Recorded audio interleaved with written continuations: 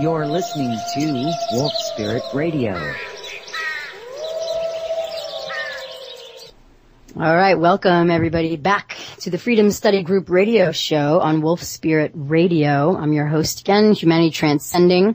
Before we go further, I just want to remind everybody about this wonderful station, Wolf Spirit Radio, that we would not be able to do what we do here without listener support. That is just the way it goes, and so we're all in this together. So if you like what you're hearing, if you resonate with something out of what you're hearing on today's show, please consider making a donation, giving a gift to Wolf Spirit Radio so we can keep on doing what we're doing, and bring you up to the minute information that matters, information that's going to impact your life, in a positive way. Sometimes maybe scary at first when we hear some of these things that we haven't been aware of, but ultimately it's for the purposes of, expanding our knowledge, learning more about who we are, what our power is, what we're capable of, and implementing that more and more in our lives. And so that's what in a nutshell, we're talking about today, definitely talking about freedom and rights and how to live out our lives in alignment with the freedom we so desire. So we've been talking to PJ and Christian from Global Trust Education Network, who, by the way, are offering a wonderful special offer regarding their education. So just so everybody's aware, everybody who's listening to this show, GTEN has made a special offer to Humanity Transcending listeners. If you register for the private trust education course, which they've mentioned tonight, the private trust education course at GTEN.org, that's GTEN, like Nancy.org, they will also register you for their new upcoming live webinar series, Exempt Organizations, for free. The special offer is part of their Project Pay It Forward. So your donation will cover enrollment in both courses and 1 year of membership to G10.org for you and a friend. All you need to do is send an email to trustees@G10.org or just visit the site, actually. They'll navigate you through this offer. And after registering for private trust education, mention Humanity Transcending Show. Say you want the Humanity Transcending special offer and give the name and email of your friend that you want to include. And so both of you will then be registered for both courses, and you'll both have 1 year membership to G10.org. Fabulous offer to get your higher learning on, folks. So take advantage of that. Information about that offer is on my site, humanitytranscending.com, and it is also on G10.org. So be sure to visit those. So let's see. Did I cover everything on the comeback? Yes. If I could, Siobhan, just add a couple things to that. One is that we actually put a Humanity Transcending special offer link up in the special offers on the site, so you don't have to. It's all there now. That's okay, between the last show and this one. And the other is, I just wanted to say that we very strongly believe that if you like what if you want to learn what we're talking about, the private trust education series is the best place to start with G10. And that's why we decided to make this offer, because, you can start immediately on the private trust education series, and then you're also in for our upcoming new stuff. So that's why we decided to put this together. It's sort of the kernel that holds it all together. If you get the private express trust part of it, then, everything else builds on that. It really is the keystone to what we represent. So that's where folks, we want to be starting. If we want to go forward with learning from G10, we want to be starting. They're recommending that we start with the private trust education, because this is very foundational, right? This, like you said, this is the main crux of what you guys are putting out. Just that series alone is well over, I believe it's like 24 hours of wonderful information and dedicated understanding. We walk through the entire Private Express Trust and get a clear understanding of what it is, how to operate as a trustee. We really cover some great stuff. So. And we provide sample trust documents too, so you will have everything you need to set up a Private Express Trust and the knowledge to operate it without entering federal jurisdiction. Exactly. When you sign up, you receive access to a custom private express trust. It is your own private express trust that you can create for yourself. It's a great sample. There are over 200 documents that accompany that to help you operate and administer that trust. And it is a full-fledged trust. So it has all of your articles, all of your bylaws, your minutes, your resolutions, everything. Exciting stuff. And yes, I've been looking over it, often, almost every day. And so I've, looked at one of the homework assignments, some of the reading you guys recommend, and this one is, Carlton Weiss on Express Trusts. And I thought it'd be interesting to kind of point out two parts of this read that I find extremely interesting, because I've been down and am down both of these paths, have been and still am in some ways, down both of this path of being claiming a sovereign and secured party creditor. And so in this essay, if you will, he kind of tells it like it is with each one.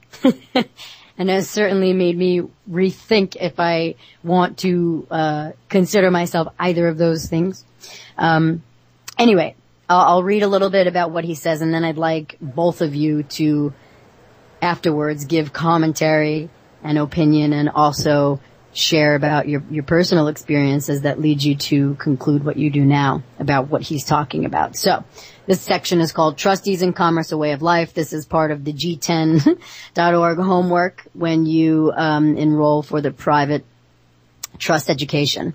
All right, Trustees in Commerce, A Way of Life. This is Carlton Weiss speaking now. He says, a while back I was asked to write a few paragraphs on the specific advantages of living your life as a trustee in everything you do, as opposed to as a sovereign or secured party. I was asked to cover all related bases that included a comparison to show how each choice would hold up in commerce. Again, the choices are trustee in everything you do, sovereign or secured party, right? He was asked to do a comparison and show how each choice would hold up in commerce.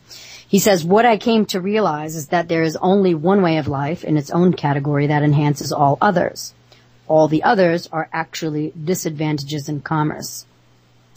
He says, at that time, I had just developed a surefire way of piercing pure trusts, and I was on my way to finally uncovering the pivotal flaw in federal contract trusts. What my clients were asking from me at the time was a technology that would allow a statutory entity like an LLC, to sniff out minimum contacts people had that bound them to legislative jurisdiction, which would obviously allow the client to overcome the burden of establishing jurisdiction in their lawsuits against those people. I had no guilt about this because my philosophy is that ignorance is never an excuse. Equity compels performance regardless. Here's where he points to what I was just mentioning before. I only assisted with cases that involved people claiming to be sovereigns, secured parties, general managers, managing directors, and other players and entities like pure trusts, federal contract trusts, and corporations sole. In each instance, there was always a common theme: contradiction. Every single one of the people I cracked had contradicted themselves by their stated position compared to their actual position. Every single one of the non-statutory entities I helped pierce was a contradiction by its intended nature and its actual nature. He says sovereigns were nothing more than cestui trusts or beneficiaries. Secured parties were nothing more than people with split personalities reflected in a commercial recording. Even though I understand where they went wrong, the way they went about it was so rife with contradictions, you got the sense they had a screw loose. They couldn't really be helped because they wanted to be respected as creditors when it suited their needs, yet they wanted to be absolved of liability like wards of the court when the pressure was too much, right? So now he goes on with this. Then he breaks it down even further. He breaks down that in order to actually be a sovereign, today, you need a plot of land that you have absolute title to, a fortified compound, a militia to protect it and protect the land, workers to maintain the compound and land, a stockpile of weapons, a stockpile of coin, gold, and silver, full understanding of many different types of law as it pertains to sovereigns and trustees. So, can any of us really live up to that? I don't know about you, but I don't have a castle, or a land or a militia or anything like that. So maybe that stance then is not necessarily what we want to be going for. Yeah, then if you don't feel like having your property usurped, you're going to have to form a treaty too. Right. And hopefully you have more weapons than any, would-be conquerors. So, and then he goes into the secured party. He goes on to says a UCC financing statement is a very mighty financial instrument indeed, but only when used for the right situation. And then so he goes on to kind of rip into this a little bit. And, he's just saying it's not really, going to work for you all the time. He's saying what you really want to be doing is if you're not happy, he says the simplest way to, fix the problem is just to pull out. If you don't want the benefit, then reject it. He's even saying that it's a benefit on the part of the Secretary of State to publish the UCC-1. So he's saying that we're accepting a benefit when we do that, and he's calling it fraudulent. So very interesting stuff. What do you guys think about that? That's great. I think the first thing that we might want to let the listeners know is that Carlton Weiss's job was to rip apart people's asset protection. Like before he became an author and proponent of the Private Express Trust and his books on that, his job was to pierce organizations. He came from an amazing vantage point to understand what works and what doesn't, because he could rip apart anything: a corporate soul, a corporation, a Delaware corporation, a Nevada corporation, an Arizona corporation, a Wyoming corporation. It didn't matter. All forms of statutory trusts, all forms of business associations. His point is that all of them could be pierced, except the Private Express Trust. And, so that background, I think, is interesting to note, because he's now talking about how the Private Express Trust is the way to go. And, absolutely, I agree with him, and we've looked at all of those entities as well. It's pretty clear that they all give jurisdiction in some way, if not in the paperwork, later in the execution, in the administration of the organization, jurisdictions given by minimum contacts or in some other way. And there's all sorts of conflicts in the secured party thing. We've talked about that a little bit in court, trying to not be the name, be the sovereign or the secured party. It leads to a difficult place with any of those forms of organization for logistics and operations, as well as for asset protection, and they're all pierceable except for the Private Express Trust. What would be a minimum contact? Like, let's say the Private Express Trust, if the trust, let's say, was to get a library card from a public library, would that be minimum contact that would open up the trust to be pierced and allow the corporate government to have jurisdiction over the trust? Well, since we're talking about Weiss, I'll just give what he describes minimum contact as, and it's having sufficient dealings or affiliations with the forum jurisdiction which make it reasonable to require the trust to defend a lawsuit. Okay, now if that trust had obtained a library card, took out the benefit and privilege of renting books and did not bring them back, then you may be subject to a lawsuit, and it's definitely obtained a jurisdiction that could allow that to happen. So see this? I mean, so a library card, people, this is what we're talking about. Just, things that we've been just normal, the normal order of things that we've been doing growing up. I never would have thought that, having a library card would opt me in to U.S. citizen status or at least the implied obligations that come along with that. I mean, that's kind of nuts, but you know what? This is what's going on. So little things like that we need to be aware of. Definitely. And I think that's why we developed our next set of series, is so that we can start to, clarify the contracts and the security agreements that exist between entities to allow an interface from public to private and back. Mm-hmm. So we want to maintain that minimum contacts. We want to maintain that minimum, if not completely eradicated, liability of the trust assets when doing business in the public. And the way to do that is to maintain separate entities or special purpose vehicles, and to maintain contracts between those trusts and those special purpose vehicles.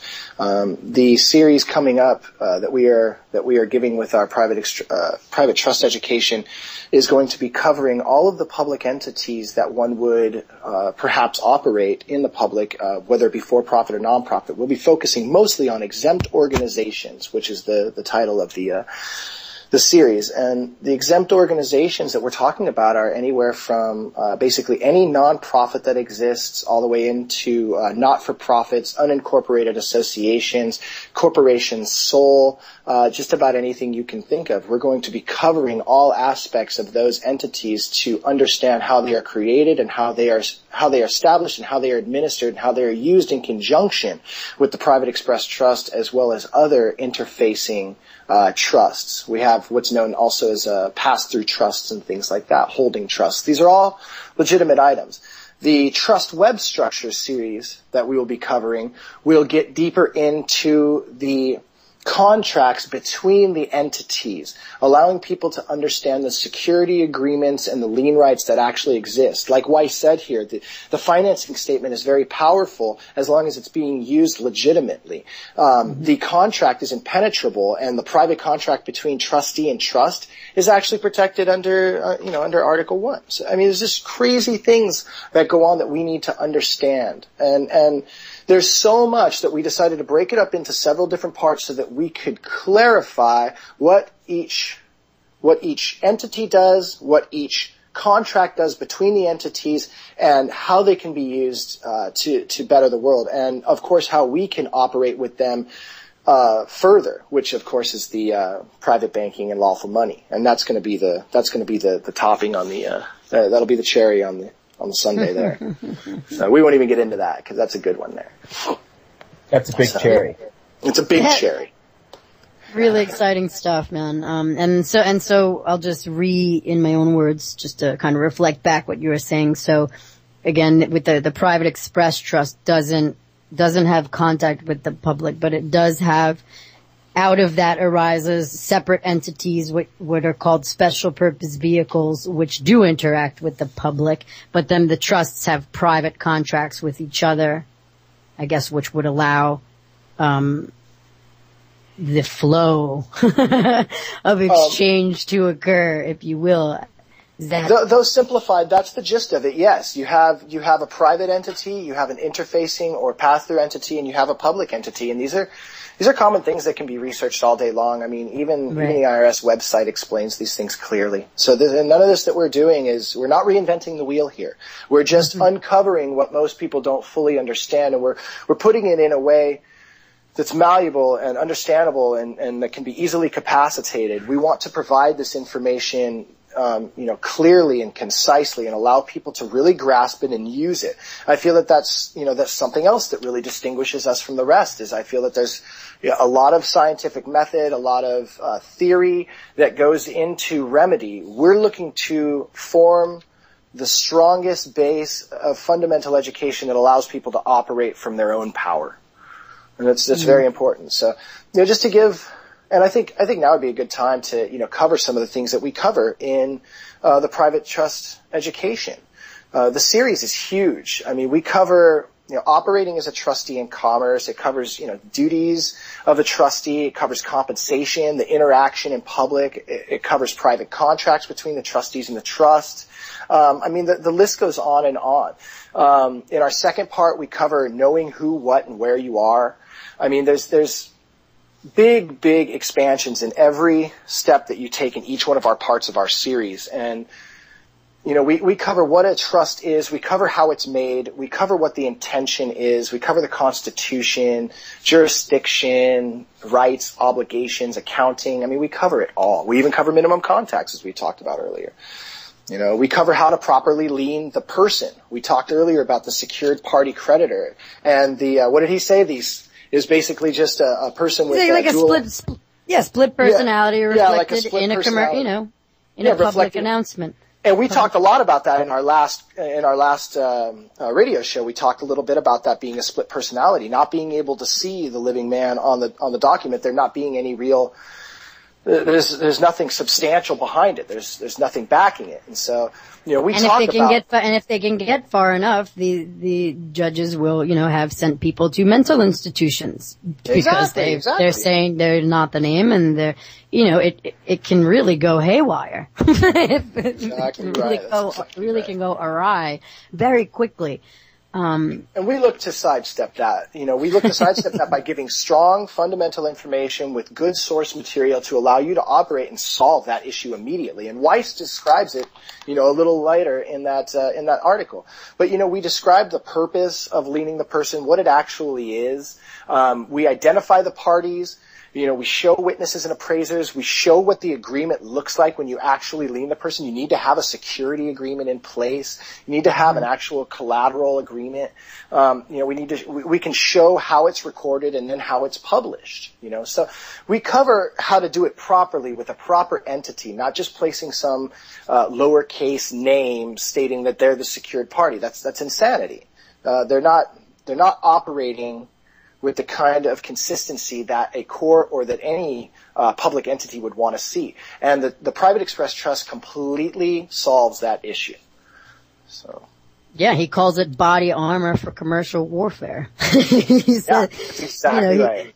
He says, throw out that fragile sovereign crown and give the man a bulletproof trustee helmet. This sounds very, very enticing. Something I want to know about. Yeah. And so I know in that first private trust education series, we really cover a lot. We dedicate 2 workshops to the trust indenture to clearly and concisely explain every word in that document.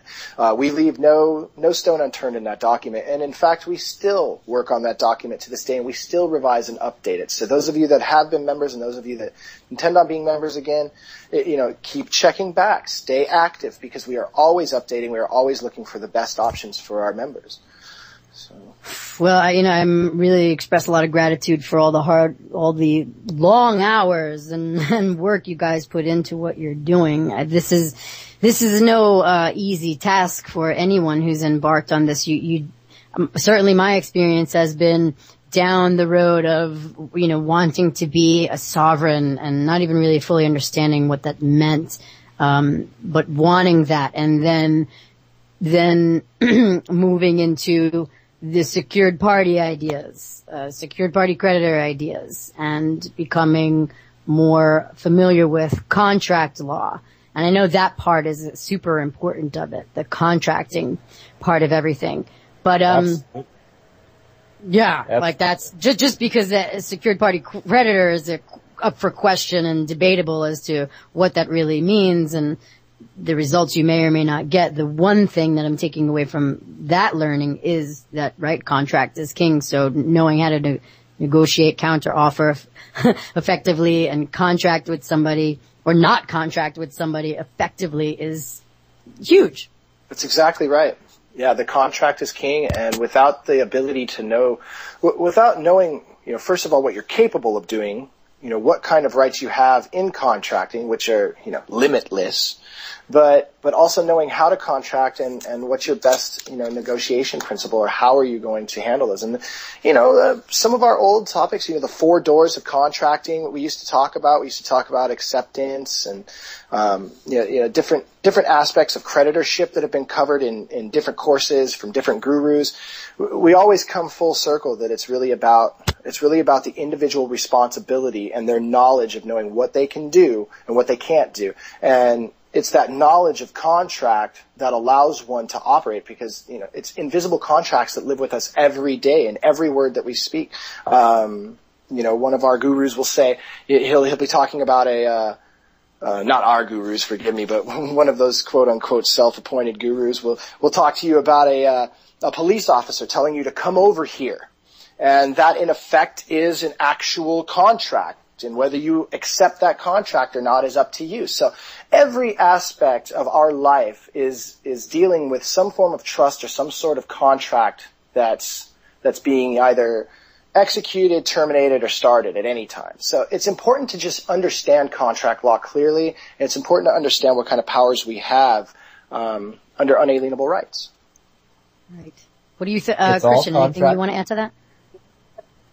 Sorry, it's all contract. And what's beautiful about the private express trust structure is that it basically contracts out those you don't want to contract with.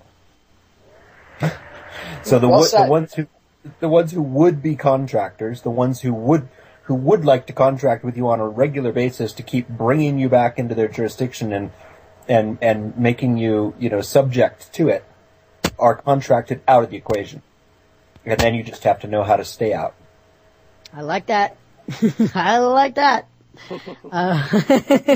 Sounds like music to my ears. So, yeah, it's been an interesting journey, and I was reading Weiss's Concise Trustee Handbook like last year, but I wasn't even really getting what I was reading, it's like it's so foreign to me reading and trying to understand this material. And now coming back to it later, speaking with you all and rereading this stuff again, I'm seeing it in a totally different light.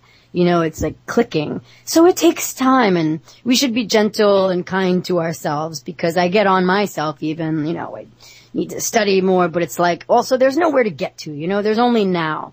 And so we want to be kind to ourselves, but we can't no longer afford to be ignorant, on the whole as a society. We see what's going on, and it is largely, I believe, due in part to our ignorance and maybe our apathy. And yes, we've been trained this way, but we have a choice now. Now, knowing what we know, we have a choice, to either stand in our rights, in our inherent freedom, or basically, you're somebody's, you're somebody's bitch all your life. And I don't know about everybody else, but I'm done. I'm nobody's bitch, and I want you guys to consider not being that either, so, and the only way we can do that is to become educated. Like you said, education is key. And then actually taking these action steps to carry out and live out what we've learned, which is what you guys offer. And which is what you guys offer. And so our program facilitates both of those items. It facilitates the educational format, and it facilitates the mechanical format. And that's what's really important. Yeah. That's huge. That's huge, because people need support around that area. You have the understanding down a good sum, and then the technical end of it is like, that support is needed around that area, and it's very cool you guys provide that support. It's great you bring up support, because I think that's a great thing about joining us on our live webinars when we're actually recording them, is because you have the ability to interact with us. You have the ability to ask us certain questions. You have the ability to really reach out and get what you want. So, signing up early, being a part of this early, it really does have some benefits, and it gives you a lot more access to us and our opinions and what we look to share. So, the member congregation that we have, we're just so blessed to have, because we are a network. We rely on our network and our team of members to not only support us, but to bring us in, reel in some more things for us to talk about, reel in some more questions, some more topics, some more scenarios, so that we can, expand our own education. This is really, I hate to say it, but, we did this because we were selfish. We wanted to learn more. That's what I do too. Anytime I present something, it's because it's what I'm up to. That's it. Right. Yeah, it's gotta be. Yes. Right. I don't know if it was pure selfishness, but it was definitely related. Partially. We've done nothing but research this stuff for years and years, and at some point, I started to feel guilty for not sharing it back out. Like, it's like, okay, we need to create something that puts this in a meaningful form so that other people can get it. That's awesome. And that was the genesis of this. Yeah. And since we spent enough. Go ahead, BJ. Okay, well, since we spent enough time, studying and understanding, we realized that we can operate not for profit, and we can operate in a structure that we can give everything away. We can still, provide coverage for our costs, and we can really, we can really provide the best, the best information, the best scenarios to share for the least amount of support being asked. We ask very little in what we share, and I think that's really, we really wanted to share this as much as we can, but not put ourselves upside down either. So yeah, it's a charitable thing you're doing. I appreciate that. Yeah. I wanted to just see if you guys would touch on, however long or however short, how did you, this is just always an interesting, to get the background. How did both of you come to studying this, not like studying this material? How did you come into this knowledge? I mean, with me, it started, it's a whole journey that hasn't stopped. It started with like becoming aware of the toxicity of the food supply. Then I became aware just of all these things. And then now it's led to this. I mean, so my journey has been like little awakenings, awakening, revelation of big ones and small ones and all sizes in between, and it doesn't end. So, I mean, how did you guys even come to meet each other? And how did you get started, on the path to where you are now? I'll jump in and open with that. My path started from the same word that your path might have started, which was sovereignty. When I heard that sovereignty, we started studying certain individuals. I won't name any names, but individuals that had some concepts about, accepting your debts, realizing the value of your debts and returning those values, assessing those values. We started studying so much crazy stuff, but the sovereignty thing is what got me, right? It's like, I'm born sovereign. I totally understand I was born sovereign. And then you start seeing what Weiss is talking about. It's like, well, how are you representing that in court? Because the corporation is what they want to see. They want to see the person. They want to see the entity that the charge is put against. You don't have a charge against you. You're a living man. You are representing an entity that has a charge against it, and it's going to go into probate. So that they need to find somebody that's going to manage that debt. They got to find a fiduciary. So we started studying, sovereignty, and that's, when I say we, I mean my friends and I hadn't met Christian yet. And that led us into, the Uniform Commercial Code and understanding, commercial paper and negotiable instruments, which led us into the concept of the secured party, or the concept of the creditor, which led us to an individual who took that concept and put a massive spiritual spin on it to allow us to know that we are the ones that really control our world. We are the ones that create the energy in our lives. We are the ones that sign the signature that creates the paper, that creates the flow of energy from those banks to us and back.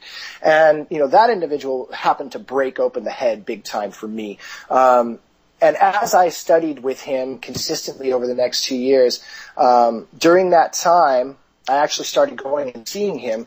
And there was another financial conference, which is where Christian and I met. Once again, I won't mention names of the financial conference, but we met at a financial conference in Los Angeles. Just on a personal note, I felt that I had known him in several lives before. It was very interesting, the kind of connection that we had. So there's a higher connection than what you normally meet when you meet someone. So we hit it off right at the moment, and he introduced me to a paper that he was writing, and a concept that he was writing about consciousness, and that really hit it off for us. And as we continued our journey, I continued reading about these topics and understanding more, and that's when I was introduced into trust law. That's when I was introduced to Weiss's Concise Trustee Handbook. When we're talking about the secured party creditor, those that follow understand who I'm talking about. But, those individuals were always focused on appearing in court as an individual that holds a title, as a priority security interest holder. But you'd always run into this issue in court. And I finally went to the guy and I said, you're teaching private express trusts.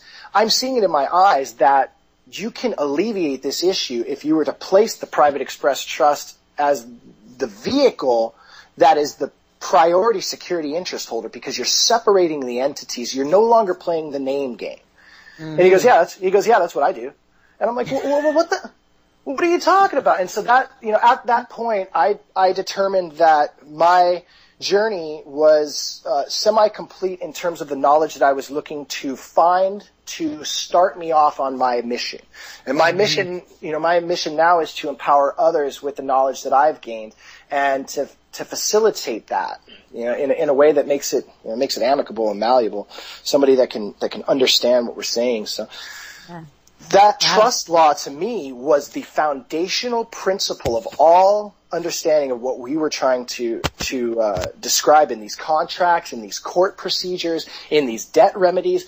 All of this, if you place the private express trust, just as Weiss said, right between the sovereign and the secured party, makes a whole lot more sense. It's just clear. And so when I read that, it finally all clicked for me.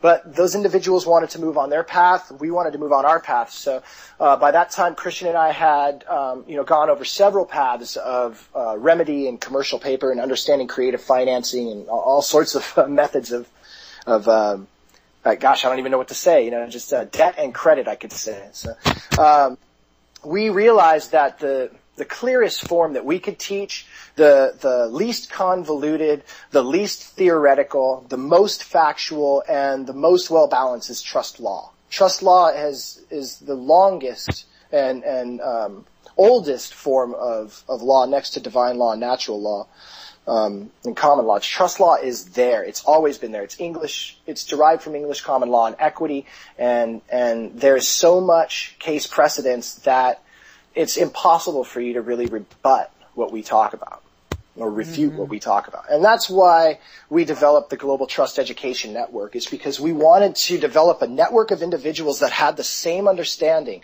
that they needed strong foundational principles in law to get them through court, to get them through legal battles, to get them through debt remedy, whatever it is.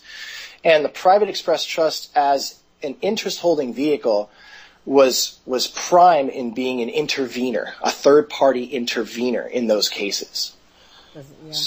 And so for me, that's kind of where we came around. So. Wow. How about you, Christian? What was your first encounters with this type of information, and what even led you there? And we know how you met PJ.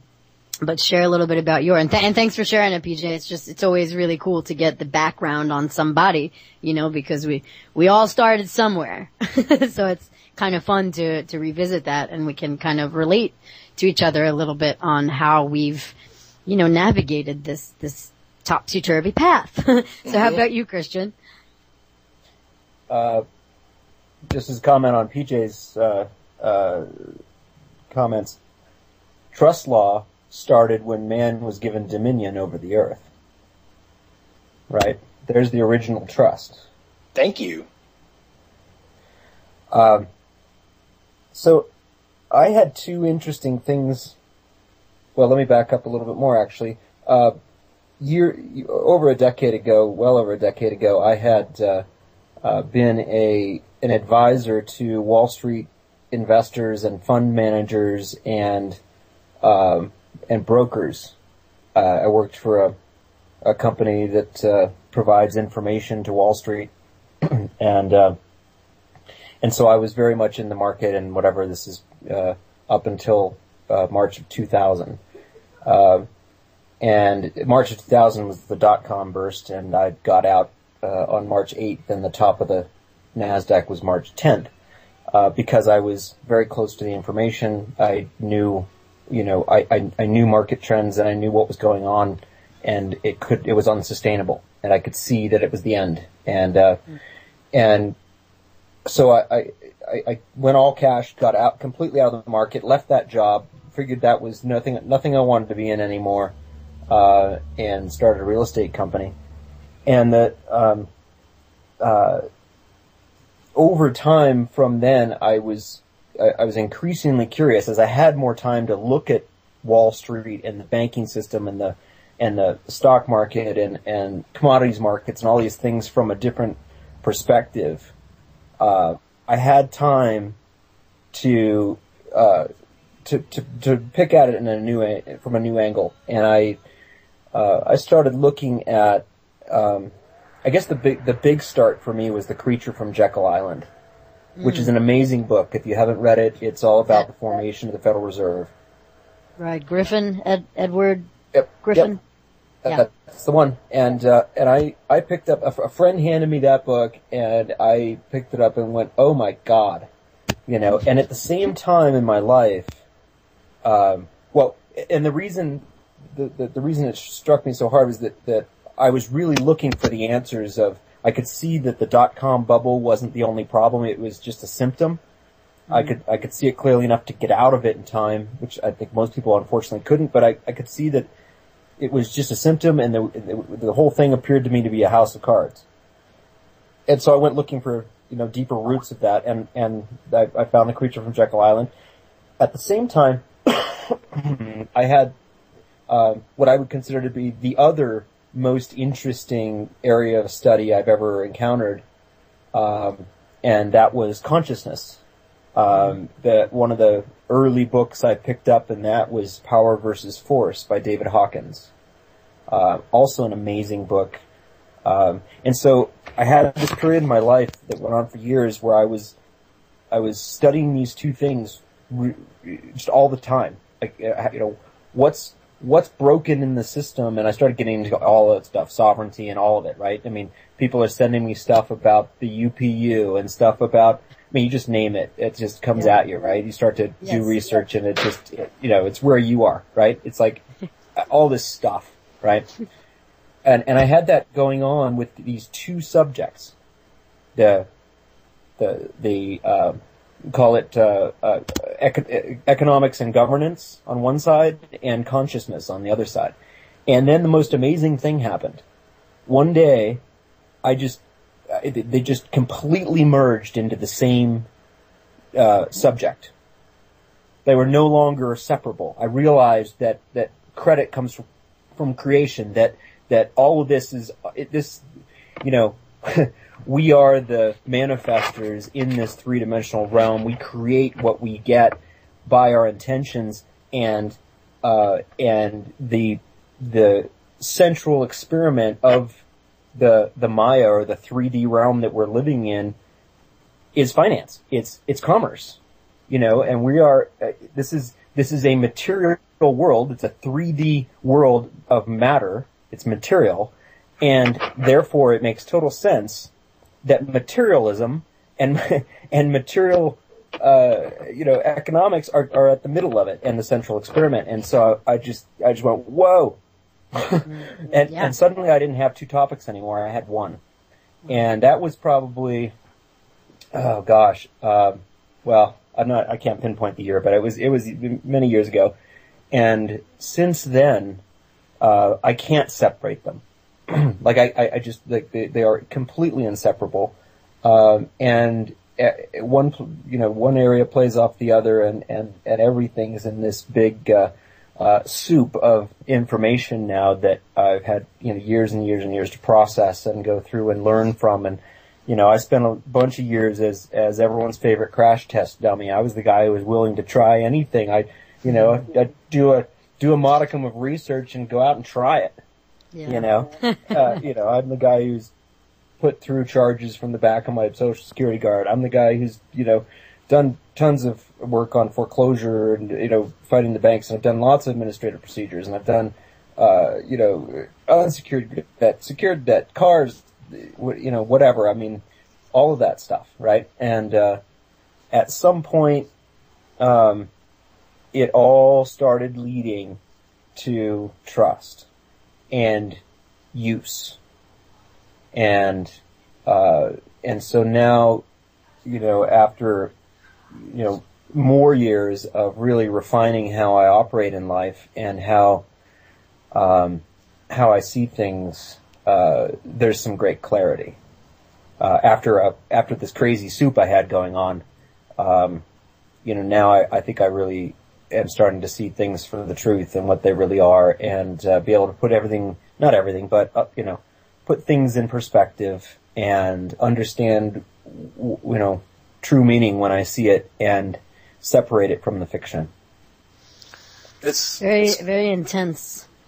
Very nice, Christian. It's funny you say that, because when Christian and I both met, we both met under those two specific pretenses that we were exploring, and they merged, literally right in front of us, and that was a magic moment. The day after I met, or 2 days after I met you, I invited PJ to a ceremony we were holding, a sacred ceremony we were holding the day after the financial conference. I was like, how long are you in town for? You need to come to this. And so, the first day that we really hung out together, and Zach as well from Order of Merchants, that's when I met him too. I invited these guys to this spiritual ceremony, and we just hung out all day and had the most amazing connection, all of us. So, amazing conversation, right? Yeah, to give a little background, that was my partner when we were creating. We had a Vegas study group when we were in Vegas, and it was, myself, Zach, and a handful of other individuals, and, we were pounding through this information on a consistent basis over the last 5 years that brought us to where we were, and he was really the study partner, that I had for a long time, and we all got to meet together, and it was just, it was fireworks. It was a lot of fun. So yeah, it was like magic. It's like you had found your some of your tribe, at least with regards to having this type of understanding or shifting, this merging, where you really get that this area of finance and governance is it's not separate from our life. It is our life, and if we want to be effective, or if we want to run it, then we need to be conscious. So this brings us back full circle to one of the statements on your site, that conscious awareness is the key to contract and commerce. Right? It's like until you have that sort of realization, your come from might just be all about the technical aspect of it and what you need to do to get it done and blah, blah, blah. But that's not... Which will fail.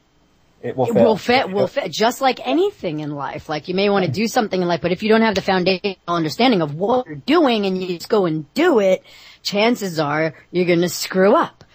Chances are you're not going to have the results that you're seeking. We must bring the conscious awareness to everything in life. And so this is absolutely no different whatsoever. And you two both seem to have that shifting in your own consciousness that gets that. And so would you say that that's when things started maybe aligning for you more so, having success? Definitely, I think. I mean, we've been fairly confident throughout our time, and we've been, I think success is relative.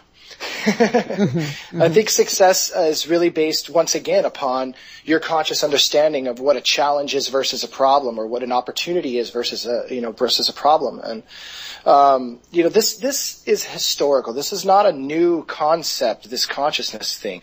My favorite maxim of law, and I think it rings really well with trust law, specifically the creation of trusts, is the intention of the party is the soul of the instrument. And that dates back before many laws. So, I mean, people are well aware that it's your intention, it's your conscious understanding of what you intend on doing that drives the contract. And that's what we've focused our main principle of spirituality and consciousness on, is being clear and concise in what your intention is. As so many people will ask us, well, I need this trust, and I need to do this, and I need to do that. It's like, well, what's your intention with it? Well, I don't know. I want to see my home. It's like, well, dude, you're a little backwards. Like, you probably already got a lien on it. So there's all sorts of things that are going to take place that you need to understand so that you can reverse what you've done, just so that you can start fresh. And so we try very hard to separate those two. We try to separate debt remedy and remedy of financial matters from the trust education that we provide, because once you can grasp and really understand what we are teaching, the debt remedy becomes very simple. It becomes very easy to dismiss a case or to protect the interest of an encumbered property. So it's that foundational understanding that makes it the best. So. Mm. And just pointing to something Weiss said on his essay here on express trust, he was referencing a particular case he was working on where someone was putting all the protections in place before the problems start. And I think most of my life I was the type of kind of person who took on like, I learned the hard way, and I'm done learning the hard way. I'm just done with that. There's no reason it has to be that way. I can learn with much greater ease. And I can certainly put protections in place before, any problems should arise. So I think that's an important point that he came to see with that particular case, is that I see this as a way to put protections in place before anything would ever even arise. And if it should, then I would be ready to deal with it. Mm-hmm. As the saying goes, you know what? I lost it. Forget it. It's too funny. Totally lost it. But popped in and popped out. Popped in and popped out that fast. Yeah, ridiculous. It's Sun Tzu. It's the art of war, right? The art of war is not a book about wars. Okay, the art of war is a book about preventative medicine. It's the invention. It's the origin of preventative medicine. So if you know what the surroundings are and what the enemy looks like if there is one, then you're prepared for it and you're set up right to handle it. And in the case of a private express trust, it's if someone comes after you, you dismiss it for lack of jurisdiction. That's just beautiful. That was the saying I was about to say. Is an ounce of prevention is worth a pound of remedy. That's what they say. So. Wow. Yeah. Just amazing stuff. Really, inspiring. And, thank you guys for sharing a little bit of your history that kind of, it just, we're all real people. So it's nice to share our experiences with each other. I really get a lot out of hearing your guys' road, Yeah, and it's, yeah, we really try not to forget where we came from. Yeah, and it's interesting for me because I talk to a lot of interesting people, and certainly people who've embarked on a similar path, and it's really interesting to me because kind of across the board, this seems to be the ebb and flow of the learning. A lot of us seem to have started out at a similar place, came upon certain information thereafter, and keep going. It's like part of it is, yes, our own conscious choosing, but I also wonder, just consciousness itself, is it guiding people to become enlightened about similar things at similar time, right? I mean, maybe the ancients would say, yes, around this particular time that would be happening, but I actually get to see it. And maybe I'm drawing, maybe I'm drawing conclusions from just, circumstantial evidence. Like, I'm not in those people's heads, but, I don't know. It's just kind of an interesting trend that I see. Yeah, like the Hopi say. There are over 30 cultures that predicted that at this time, 30 ancient cultures, okay, that predicted that at this time we would exit a dark age of understanding and begin an age of enlightenment. Mm-hmm. It can't all be wrong. As I was just about to say with the Hopis, we are the people we've been waiting for. Yeah. Well, and I to me, it's kind of, that's what I'm seeing. That's what I can logically conclude. I'm seeing what they're talking about just in my conversations with people. You're in a great vantage point to see that right up front. You're on the front lines. It's awesome. Yeah, it's pretty awesome. So, okay, I guess we've been going for over 2 hours. Is there anything of it, more, extra importance that you guys would like to share? Also, I'd like to extend Dave. Do you have any questions for PJ or Christian at this time?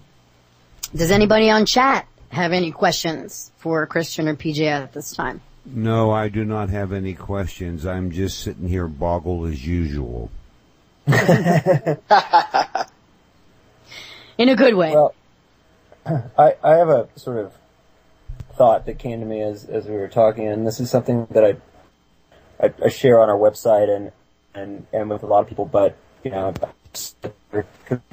12, 1,000 people listening here is something that have never heard me say this before. So, I see the universe as a fractal of primordial energy.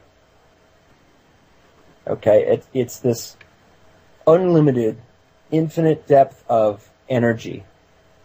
And the question that we have to ask ourselves is, how are we going to control a portion of that energy to affect positive change in our own lives and in the lives of the people around us? And that's really, to me, that's the crux of it. Okay, that's where our power is, because we're the manifestors. We're creating this story as we go. And we get to choose by our thoughts and intentions and our observations and what we do with those observations. We get to choose how this all goes. And if we realize from a position of being informed and enlightened that self-interest is a good thing, if we realize that we're all one, then we get to take this amazing primordial energy and we get to convert it into the material realm here as what we think it should be. Yeah, and we do that on the inside, and then the outside the pieces start falling more into alignment with all that inner change and that inner transformation. And that's really the only way I see it's going to happen. Well, in a holographic universe, which it's pretty much been proven we live in, the Yes. entire outside is inside, and the entire inside is outside. There's really no difference, and so the inner work and outer work become one, just as all beings and all matter becomes one. If we look at this from the highest perspective of what's good for all life, and we approach it in a way that brings some, at least a modicum of management, but preferably a high level of concerted effort and control to what we want to see happen, then we don't need to be fighting anything. We just need to be creating a parallel path for a way forward. Yeah, and again, if we take that, like what you were saying, that the outside is within is without, and as above, so below, and all of that, it's just really interesting to kind of look at the whole legal world, if you will, of judges and courts. If that's manifest. I've talked about this with Zach before. He says we all have courts in our own mind. The court's really in your own mind, and I was just kind of going over some of Freud's ideas. The id, the ego, and the superego, and if we look at that as a fractal and then look at the outside, you have, the Supreme Courts and the lower courts. It's like all of these judges of our mind, these different factions of our mind. Maybe that's what they look like on the outside. And, we come into more harmony in our own minds and stop being at odds with our own self. We'll probably see less and less of that in our own, at least in our own little world, Yeah. It's most definitely holographic. The issues that we see outside of ourselves definitely they lie within ourselves as well. And as Zach would say sometimes, that if you see an issue out there, a judgment, something, you have to look at yourself and say, where am I? Where is that in myself? If I see my government as being corrupt, where in my body is my government corrupt?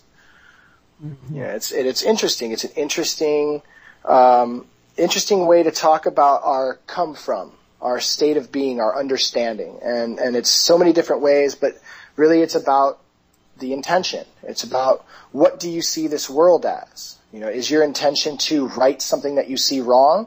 Do you see everything as right? Do you see, how do you see your life and how do you see yourself operating in it? And that's going to determine your level of consciousness. And as Christian said, when you get to the point where you understand that everything is one and that we're here to benefit the world, an enlightened form of self-interest is not a bad thing. Not when we're all one. This, because there really is no one, like me as an individual. Another thing I love about the, living as trustee of a private express trust is like the word "my" pretty much drops out of the vocabulary. And right. That's true. And there's something else. I've been wanting that. Yeah, exactly. Anyway. And this is like an actual, and this is an actual structure whereby I won't even be using the word "my" anymore, which is ultimately what I would like anyway. So this is it's just so interesting how it all interweaves with the spiritual growth. And then, of course, on, this area, too. I think there's another underlying premise of our teaching, and that's, it's important that you understand. You really understand your come from. You really understand that you are responsible. You're fully responsible for all your actions. And we look to provide individuals with that sense of understanding that they choose what they're going to do with this knowledge. They choose. We don't choose for them. They choose. And so everybody's path is a little bit unique, some similarities, and we learn from each other. We're our students and teachers for each other, but ultimately it is a personal kind of unique little path. And we really wanted to bring morals and ethics. We want to create responsible stewards of this world, responsible stewards of this consciousness. We want people that are not only knowledgeable and are conscious, but are operating with good intention. Yeah. That intention is so important. So surrounding our teachings is that moral compass that guides us. We have a very, very heavy moral compass that guides us, and we look to be responsible stewards of not only our own, belongings or our own rights, our own interests, but the interests of others. We look to be responsible stewards of this earth, of this world, and the universes that come thereafter, and the consciousness that exists between all of them in the ether. So the responsibility really lies on the individual to determine what it is that they're doing, and are they operating morally, or have they compromised their integrity for something material in this life? You never compromise your integrity in any life. Never. And I'm sure we've all been at points in our life where we have, right? And we've probably suffered for that and experienced the repercussions of losing our integrity in some area, or not being authentic or honest with ourselves or others in some areas. This is all part of our, I guess, growing up in a way, not to be evolving. Too prejudicial, but that's how you see Congress right now. I mean, a lot of Congress, a lot of the Senate, what we're seeing a lot of private interests that are taking the place of the moral compass. There's this, this trading of integrity for a material comfort in the moment. And you'll find that most people are very, they really resent doing that later on. There's lots of political figures that have come forward and said they've made a huge mistake. Even myself, throughout my own life, if I had integrities in certain areas of my life, then I wouldn't have experienced the repercussions of not having it. It's all a learning process. And yeah, you're right. We are seeing that in the quote unquote, leadership or establishment, if you will. But I think your important point, and maybe we can make this our final point, is that we have an opportunity to step up and be responsible stewards of the planet, of all that's been entrusted to us in terms of material, tangible things, even spiritual knowledge. We've been blessed with the knowledge, and so we share it. And coming into being responsible stewards of life, of our own life and all of life, which we're not separate from. Any closing words from you guys? Thank you so much. Thank you so much for having us. This is just such a great time, and we hope that people will take a good look at us. We have a great presence, and we look to expand, and we're looking for you to help support us. So. You do. Yeah, I'm so grateful. much. Thank you too. Mm-hmm. You're My welcome. pleasure. Thank you so much too. And again, so maybe we can have you back before you launch your next educational series, whenever that might be.